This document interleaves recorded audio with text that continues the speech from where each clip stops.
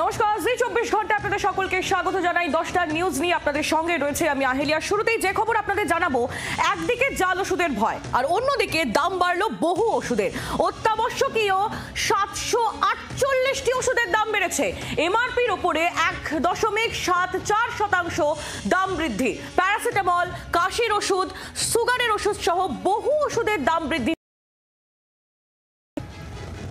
জাল ওষুধের ভয়, অন্যদিকে ওষুধের দাম বাড়ছে। অত্যাবশ্যকীয় ওষুধও রয়েছে, তার মধ্যে কোন কোন ওষুধ রয়েছে সেই তালিকায় আপনাদের সামনে তুলে ধরবো। কোন কোন ওষুধ দামি দেখাবো আপনাদের এক নজরে। সুগারের ট্যাবলেট, সেই সুগারের ট্যাবলেটের দাম ছিল 130 টাকা, যেটা হলো 145 টাকা। এর পাশাপাশি প্যারাসিটামল 10 পাতার ট্যাবলেট, তার দাম ছিল 22 টাকা, হলো 39 টাকা।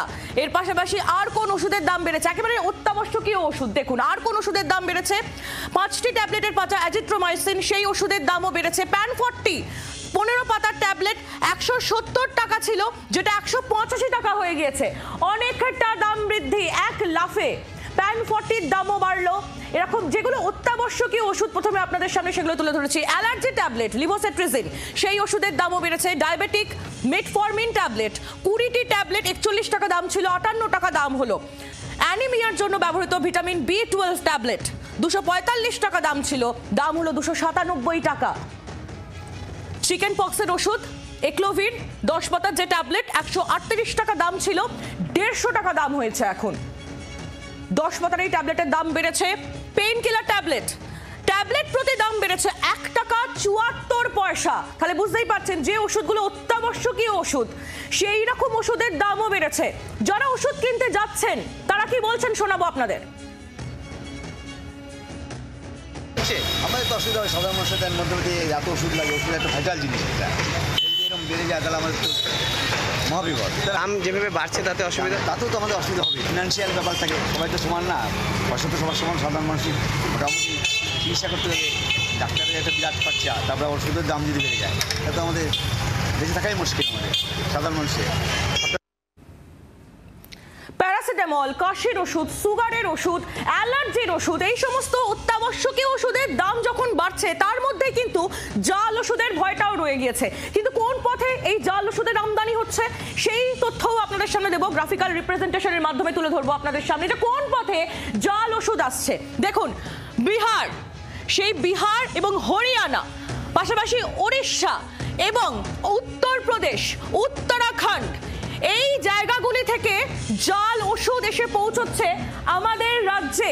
আরো একবার তুলে ধরবো, বিহার, ওড়িশা, হরিয়ানা, উত্তরপ্রদেশ, উত্তরাখণ্ড, এই 5টি রাজ্য থেকেই মূলত আমাদের রাজ্যে জাল ওষুধ এসে পৌঁছচ্ছে। আমাদের দেশের এই 5টি রাজ্য, যেগুলো যার মধ্যে প্রতিবেশী রাজ্য 2টি রয়েছে, আমাদের বিহার রয়েছে এবং ওড়িশা রয়েছে, আমাদের 2টি আমাদের প্রতিবেশী রাজ্য। এর পাশাপাশি হরিয়ানা, উত্তরপ্রদেশ এবং উত্তরাখণ্ড, অর্থাৎ এই রাজ্যগুলি থেকে, এই 5টি রাজ্য থেকেই কিন্তু জাল ওষুধ আমাদের রাজ্যে এসে পৌঁছচ্ছে, যার রমরমা ইতিমধ্যেই আমাদের রাজ্যের মার্কেটে, বাজারে লক্ষ্য করা গিয়েছে। অয়ন শর্মা আমাদের প্রতিনিধি রয়েছেন আমাদের সঙ্গে, অয়নের সঙ্গে কথা বলবো। অয়ন, একদিকে অত্যাবশ্যকীয় ওষুধ, সেই ওষুধের দাম বাড়ছে, যেখানে প্যারাসিটামল, কাশির ওষুধ, সুগারের ওষুধ পর্যন্ত রয়েছে। সাধারণ মানুষ তারা যাবেন কোথায়?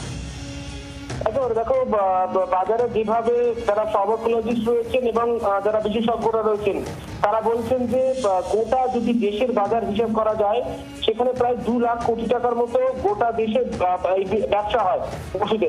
সেখানে দাঁড়িয়ে তার 10% প্রায় 20,000 কোটি টাকার মতো জাল ওষুধ বাজারে রয়েছে।